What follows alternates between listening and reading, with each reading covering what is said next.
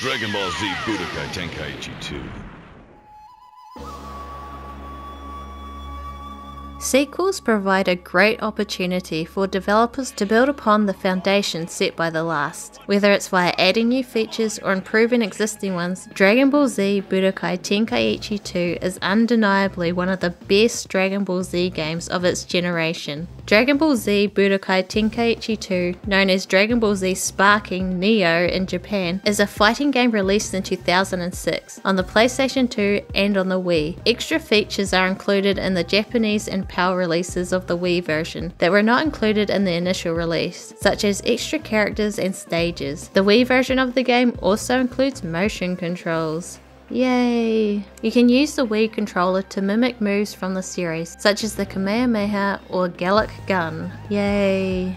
Don't be like that. Oh, no, I'm being you. You roll the eyes sometimes when people test your patience. Fortunately, this was an optional feature and the game supports a variety of controllers, including the GameCube controller. Yay!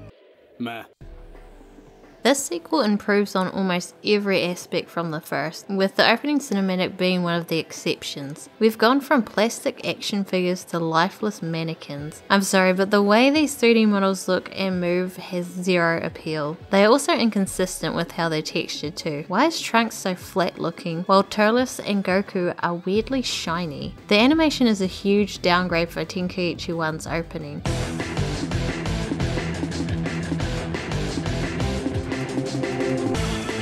Meanwhile,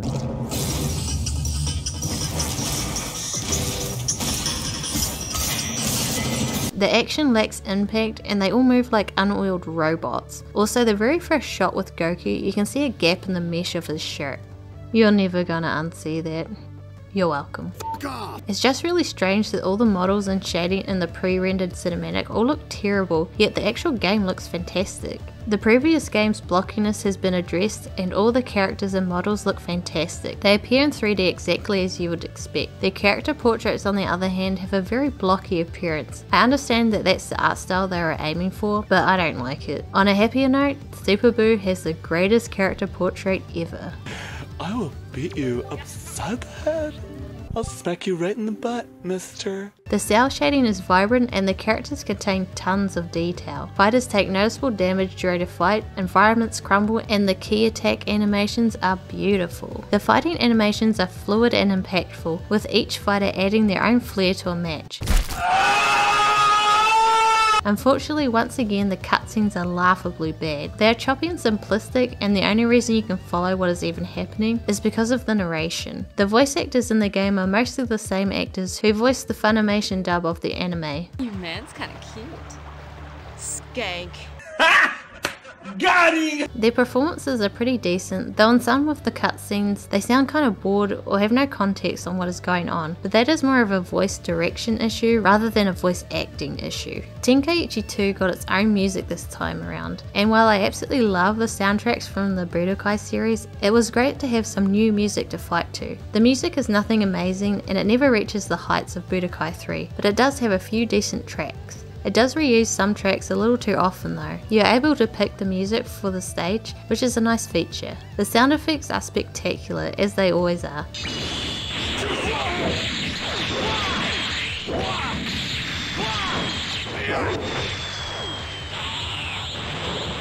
They do an excellent job of selling the impact of the attacks.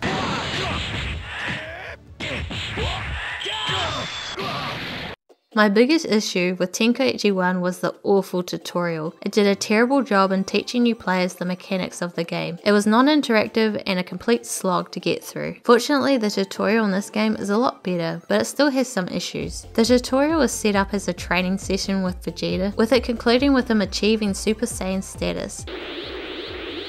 But how? I thought you had to have a pure heart to become a Super Saiyan, like my dad. Oh, trust me, there's more than one way to realize the legend. I wanna be a Super Saiyan! I wanna! It's quite cool that they incorporated a small story into the tutorial, which makes it a lot more engaging. This time around you do actually get to play the tutorial, which alone makes it far superior to the first game. You read through the information cards explaining the controls, and then you're loaded into a stage where you can practice said controls, and that is it.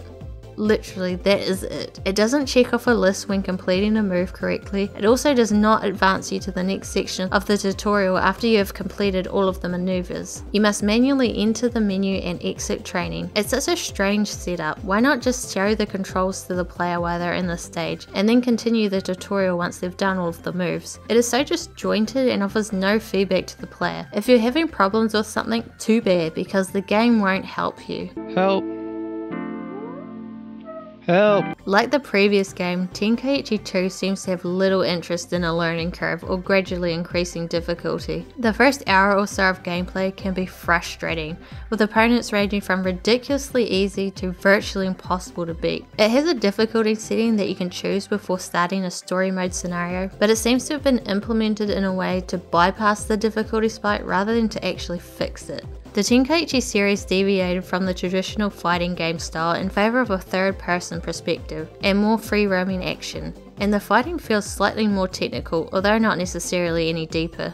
The camera in the last game did have its issues, with it getting stuck on objects and obscuring characters. They addressed this by having character models go into a sort of transparent silhouette mode whenever they get too close to the camera. This simple little visual trick works really well. This ensures that your perspective of the action is not obstructed. The camera angles are just better in general. It doesn't stay so rigidly to your character's back, allowing you to view your opponent more clearly. The stages are also better tailored for the camera system, with less things for it to get caught up on. These small tweaks really do make a huge difference in helping smooth out the gameplay. Although the camera still has problems dealing with characters that are right below or above you, it's pretty much impossible to see them. To engage your opponents, you must first lock onto them, which can be done by pressing a button while they're within sight or automatically when you get near enough. The lock-on system remains frustrating at times, as your camera and control perspectives are relative to your opponent's position, resulting in some weird directional controls. There's only one button for the melee attacks, one for the key blast, one for restoring your key, 2 dash moves for either closing or widening the distance between you and your opponent, and a block button that, when utilized correctly, can also immediately teleport you a short distance. Energy blasts may be launched, evaded, or deflected. Your ki is depleted when you use ki-based abilities. When you charge up to max ki, you will enter max power mode. You can perform certain moves while in this state and have infinite ki until the blue gauge runs out. Fighters will regularly get knocked high into the air during combat, and you can move up and down through the air. Most of the gameplay will take place in the air, as the game really doesn't like you being on the ground. Tag team and free battles were added. The tag teams function very much as you'd expect. You choose 2 characters to fight with and can swap between them at any time during the combat. We can do anything by working with each other. Just shut the f*** up, Kakarot. Each character has their own health bar, so if one of them falls, you will automatically switch to the other. Why didn't you block that one? I thought you had it! No! Free battles function more or less the same, but instead of 2 fighters on each side, there are 5. Fusions are possible in these 2 modes if you have the correct fighter combinations on your squad. Let's go all out. I'm very pleased they brought this back, along with the ability to transform during battle. That was one of the most disappointing aspects of the first game for me. During battle, you can also revert to your base forms, with the exception of the permanent transformations such as Freezer and Cell. There is also an option to disable transformations, but I'm not sure why you'd want to do this when they're so much fun. In this game, Evolution Z makes a reappearance. Each character can be equipped with a variety of Z items, the effectiveness of which increases with experience. The Health plus 10 Z item, for example, will improve a character's health stat by 10, and if that is the sole item equipped at the time, the fighter's level will be raised to 10. If you fight a character at a higher level than you, you will gain experience if you win. If you gain enough experience, your character's Z items will be leveled up. This approach is fantastic because you are technically leveling up the Z items rather than the character, which means you can equip them to other characters and quickly power them up. Each character has a limited number of enhancement slots, while certain Z items can be fused to form a single or more powerful item and unlock new characters and forms. They are rewarded for winning battles and can also be purchased from the shop. While not a ton of aspects have been changed from the previous title, it does feel better to play. I know that sentence doesn't help explain much, but it's a difficult thing to describe. So Tenkaichi is like using the Joy-Cons. They feel fine to play with, responsive enough, comfortable enough, but Tenkaichi 2 is like using a Pro controller. Genetically superior male.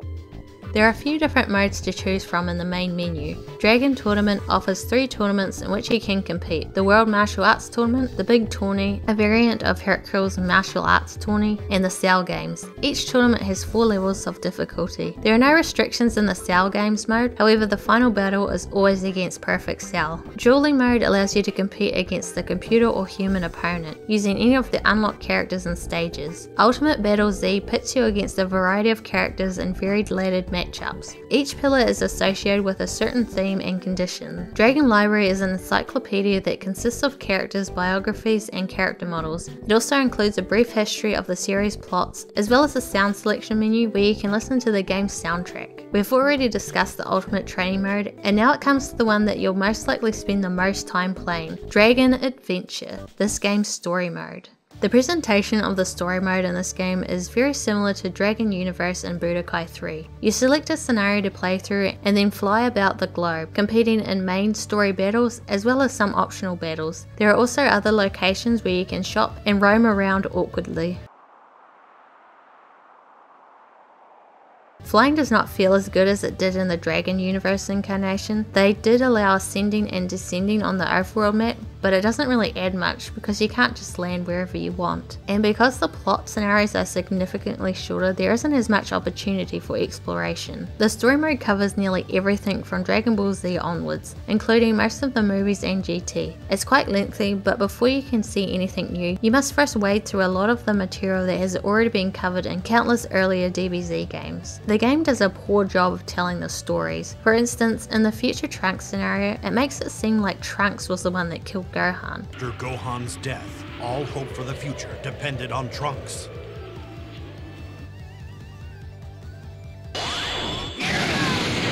A lot of the story is just told in a really clunky way. While the actual fights are fast paced and entertaining to watch, little effort was put into the cutscenes that drive the story. Though attempts are made on occasions to recreate certain sequences from the anime, the cutscenes typically rely on in-game animations which come across as awkward in a dramatic context. Characters' voice work is fine, but some of the dialogue is either missing or the timing is wrong. The plot is skimmed over and only the bare minimum of information is offered to understand what is going on, which occasionally falls short. The game will often sum up story arc with a little bit of text that describes the most exciting parts rather than showing them. Once again, this game fails to portray the Dragon Ball Z franchise's stories in any meaningful way and is not a replacement for the manga or anime. If you don't already know the stories on which these scenarios are based, you'll struggle to keep up. Come eat that horse with me, Vegeta! What the hell are you on about? Despite its flaws, I enjoyed this story mode far more than Tenkaichi 1's. It has a much better flow and feels more like an adventure. The sheer volume of content is impressive and would satisfy any Dragon Ball Z fan. The stages are open and expansive.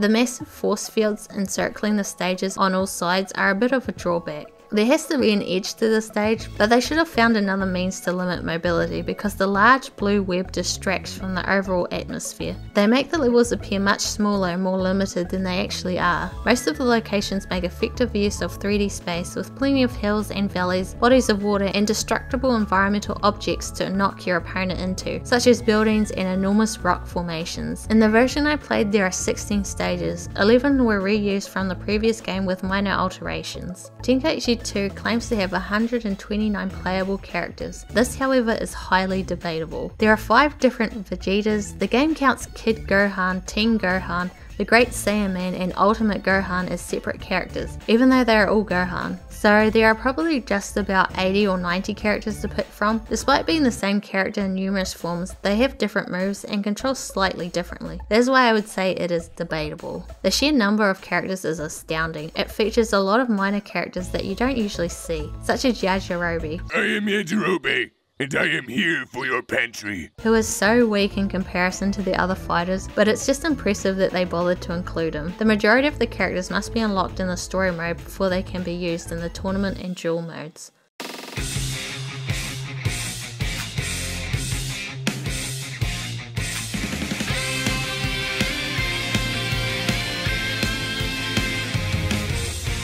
This game exemplifies what a sequel should be. It builds on the previous title's foundation and improves in practically every way. No, this is not a flawless game, but it allowed the Tenkaichi series to emerge from the shadow of the Budokai games and find its own place in the gaming landscape. Dragon Ball Z Budokai Tenkaichi 2 effectively renders Tenkaichi 1 obsolete. There is absolutely no reason to play that title over this one, but can the same be said for the third installment in the series?